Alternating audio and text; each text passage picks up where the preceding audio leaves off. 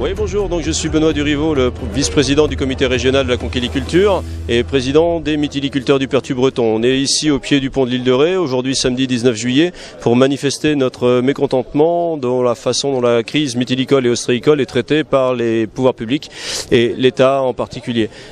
Concrètement, 60 entreprises en Charente-Maritime ont eu leur cheptel de moules complètement décimé au mois de mars, et depuis le mois de mars, on est comme Seran, on ne voit rien venir. Nous avons perdu 20 millions d'euros. L'État nous pousse à attendre, encore attendre. On sait que pour mener à bien notre campagne de l'année prochaine, il va nous falloir 14 millions d'euros de trésorerie, 6 millions pour payer nos salariés, à peu près 3 millions pour rembourser nos emprunts bancaires, à peu près 2 ou 3 millions pour payer le gasoil et les charges. Et tout ça mis bout à bout, que nous dit-on? Messieurs, on va vous aider à emprunter de l'argent. Donc on fait du crédit CTLM, empruntons pour pouvoir rembourser nos emprunts. Donc ça, c'est complètement ubuesque. Nous avons rencontré le conseil général, le conseil régional qui nous propose quoi aujourd'hui?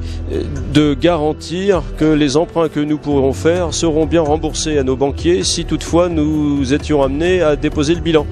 Donc voilà aujourd'hui le niveau d'aide que l'État et les collectivités nous proposent, emprunter pour payer nos emprunts. Donc ça, c'est inacceptable.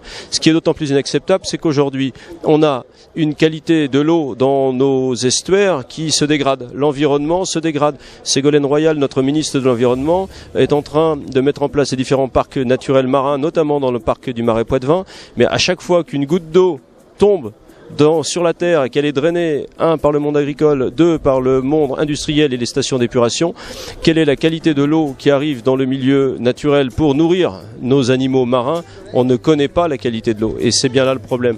Aujourd'hui, on n'est pas là pour affronter ou mettre 2 professions, 3 professions, 4 professions face à face. On est juste là pour attirer l'attention des gens qui viennent sur l'île de Ré, qui est encore un havre de paix, de tranquillité et de nature, que la nature justement est en train de disparaître, que les côtes sont en train de se souiller, que l'environnement est en train de se dégrader. Aujourd'hui, c'est les moules qui meurent. Hier, c'était les huîtres qui mouraient et demain, est-ce que ce sera les baigneurs? Voilà la question qu'on se pose.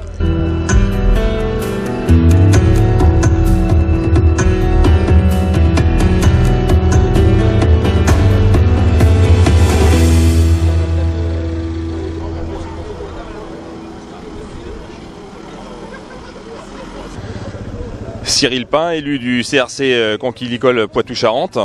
Donc nous sommes sur l'île de Ré actuellement en manifestation avec nos collègues mytiliculteurs pour des revendications concernant le mauvais état sanitaire de notre milieu de production.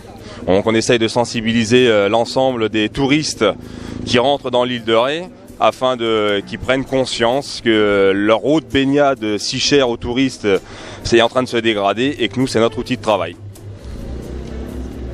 Voilà, bonjour, donc je suis Tony Berthelot, je représente l'ostréiculture du nord de l'île de Ré.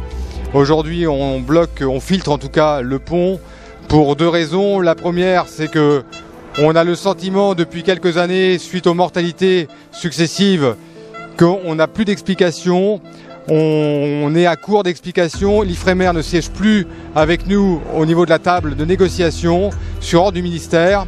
On sent pertinemment que les estuaires et les systèmes écologiques se détériorent rapidement, sans explication. Aujourd'hui, on est inquiet à la fois pour nos coquillages et nos productions, mais également pour les utilisateurs de la mer, qui sont les touristes qui viennent nous voir l'été. Et aujourd'hui, notre mouvement est à la fois pour les alerter de ces conditions un petit peu peut-être dangereuses de l'eau, on ne connaît pas, on ne peut pas l'expliquer en tout cas, et aussi pour alerter sur nos productions qui sont en danger.